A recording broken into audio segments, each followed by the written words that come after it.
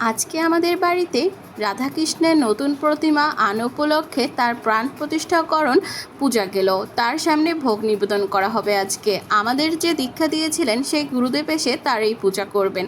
তো আজকে কি হয়েছে আমি সেটাই শেয়ার করব। কখনো তো এই টাইপের ভিডিও করি না, এই প্রথমই করলাম। অবশ্য পেজ চালানো উপলক্ষে এই ভিডিও করা। তো আজকে প্রায় আমরা 1 থেকে 150 মানুষ খাওয়াবো, এজন্য সেরকম আয়োজনও শুরু করে দিয়েছিল। নিরামিষই খাওয়ানো হবে অবশ্যই।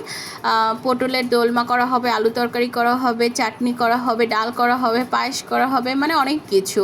এরপর আবার আলাদাভাবে রাধাকৃষ্ণের সামনে যে ভোগ নিবেদন করা হবে সেটা আলাদাভাবে রান্না করা হবে। এই রান্নাটা করবে আমাদের গুরুদেবের যে স্ত্রী উনি। আমার শাশুড়িরা সবাই তো কাজে লেগেছেন, মানে তারাই রান্না করবেন। আর তাদের রান্না তো অনেক অনেক বেশি মজা, তো বাইরে থেকে লোকও আনা দরকার নাই। এরই মাঝে হচ্ছে একজন ঢাকিও চলে এসেছিল। তো সায়ন্তনাকে দেখে অনেক বেশি খুশি হয়ে গিয়েছিল। সে ঢাক বাজাচ্ছিল আর সায়ন্ত তাকে দেখছিল, আবার একটু নাচতেছিল, অনেক হাসি খুশি। মানে তাকে দেখে হচ্ছে তার আনন্দটা অনেক বেড়ে গিয়েছিল।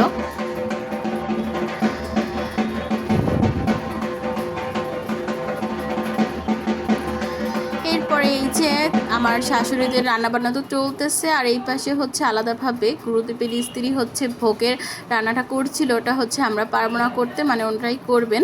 আর এই যে আমার শাশুড়িরা হচ্ছে অনেক রান্নার তোড়জোড় চালাচ্ছে। এই যে পটল ভেজে রেখেছে, আর ওই পাশে চাটনি ডাল হয়ে গিয়েছে।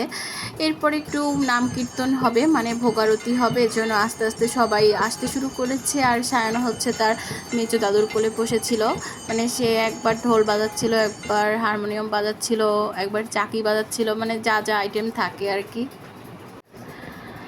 এরপরে হচ্ছে আরও লোক বেড়ে যাবে, মানে আস্তে আস্তে সব লোক আসা শুরু করবে।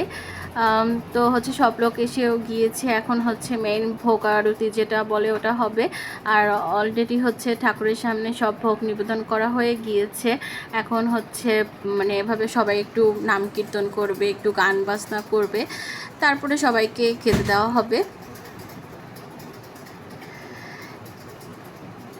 চলেন আপনাদেরকে ভোগ নিবেদনের দেখাই, ঠাকুরের সামনে কিভাবে আমরা ভোগ নিবেদন করে থাকি।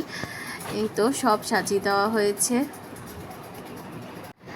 আমার কাছে না এই ভোগের প্রসাদটা অনেক অনেক বেশি ভালো লাগে। এটা যেন অন্যরকমই অমৃত হয়ে থাকে। মানে আমরা যারা আর কি হিন্দু ধর্মাবলম্বী আছি তারা হচ্ছে জানে যে এই প্রসাদটা কত বেশি মানে মজার হয়।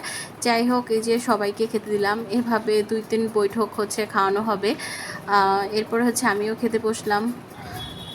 আমার পরেও কিন্তু মানুষ আছে বাকি, তারাও খাবে। তো শুরুতে আমাকে ভাত দিল, এরপরে হচ্ছে এক একটা সব আইটেম দিল। পটলের দোলমা, আলু, ডাল, চাটনি, পায়েস সবই দিল। এই তো লাস্টে গিয়ে আমার খাবারের অবস্থা এই। কেমন লাগলো ভিডিওটা জানাবেন সবাই।